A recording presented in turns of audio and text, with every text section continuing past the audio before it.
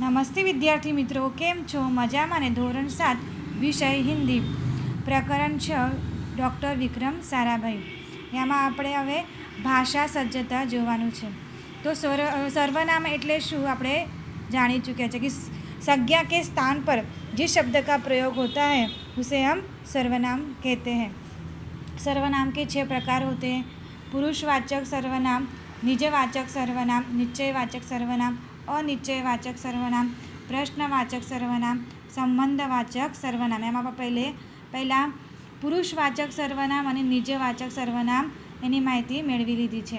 આજે આપણે જોવાનું છે નિશ્ચયવાચક સર્વનામ એટલે શું અને અનિશ્ચયવાચક સર્વનામ એટલે શું. આ બેની વિષય આપણે માહિતી મેળવવાની છે. તો આજે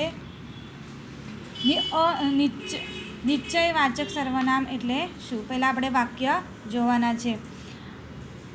वह होशियार लड़की है, ये मेरे सहाध्यायी है, वे बड़े नेक आदमी थे, यह पालतू जानवर है. तो वह, ये, वे, यह सब क्या है? सर्वनाम है.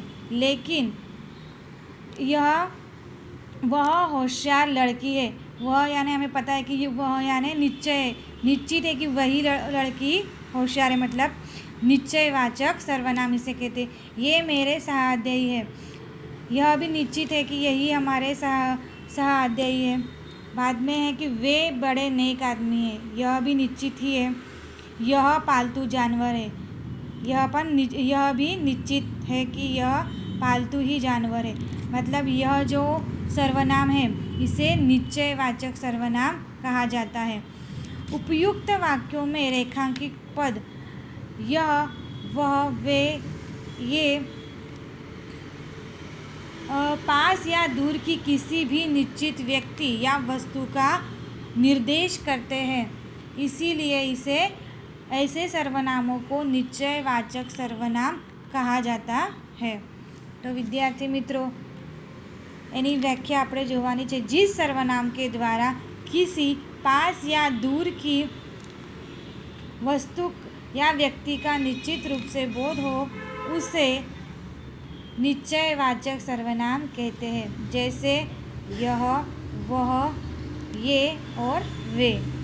इस प्रकार निश्चयवाचक सर्वनाम के हम पहचान सकते. कोई भी नज़दीकी या दूर की व्यक्ति हो या वस्तु हो तो वह निश्चित स्वरूप से हमें उसका बोध होता है, निर्देश होता है, उसे हम निश्चयवाचक सर्वनाम कहते हैं.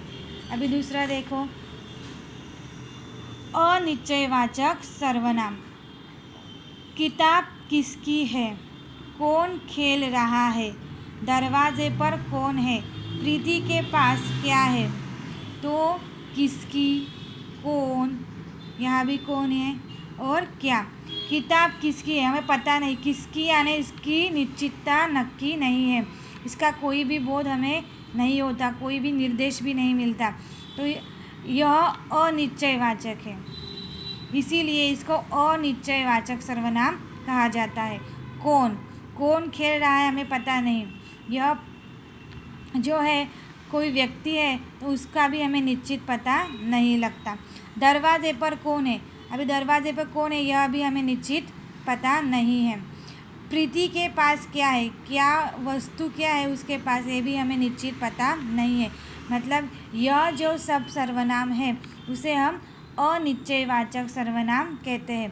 उपयुक्त वाक्य 1 और 2 में व्यक्ति या वस्तु का नाम बता सकते हैं, लेकिन 3 और 4 में आप किसी भी निश्चित व्यक्ति या वस्तु का नाम नहीं बता सकते, क्योंकि दरवाजे पर कोई भी हो सकता है, प्रीति के पास कुछ भी हो सकता है. तीसरे और चौथे वाक्य में अनिश्चितता है. अंततः किसी व्यक्ति या वस्तु का निश्चय न हो तब अनिश्चयवाचक सर्वनाम होता है. जैसे कोई, कुछ. तो इस प्रकार इसके वाक्य भी हमें यहाँ दिए हुए, तो परीक्षा में भी ऐसा पूछा जाता है. तो इसके वाक्य हमें पहचानते कैसे, यह वाक्य द्वारा आप पहचान सकते हैं। હવે આગળ જોઈએ પ્રવૃત્તિ।